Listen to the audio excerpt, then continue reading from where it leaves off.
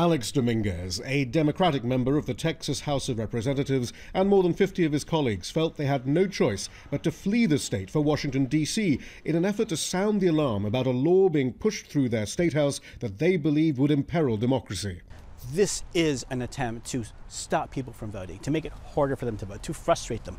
One provision of this bill would criminalize simple mistakes by our poll workers, who are typically retired teachers, librarians, who give of their time to help people vote. But a simple mistake by them could get them a third-degree felony, which is punishable by 2 to 10 years in prison. That's not a Texas value at all.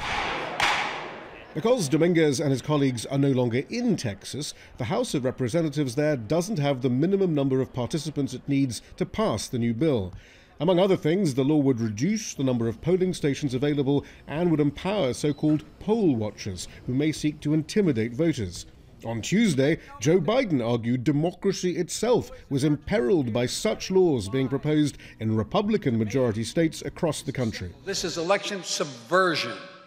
It's the most dangerous threat to voting and the integrity of free and fair elections in our history. And since their arrival in D.C., the Texas Democrats have met with the vice president. And I know what you have done comes with great sacrifice. But despite the rhetoric from the Biden administration, neither called for what democracy campaigners say is essential if the franchise is to be preserved: changing congressional rules so that two laws in the U.S. Congress in D.C. that would make state laws suppressing the vote illegal can pass with a simple majority, what's called a carve-out.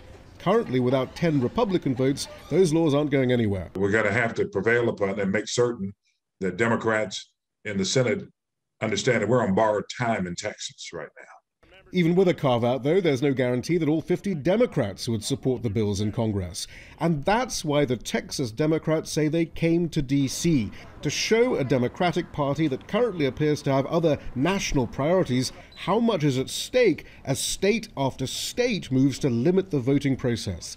The Texas Democrats say they're up for the fight, even if it means being separated from their families and imperiling their full-time jobs. The legislators are paid $600 per month. It's not like a congressional salary.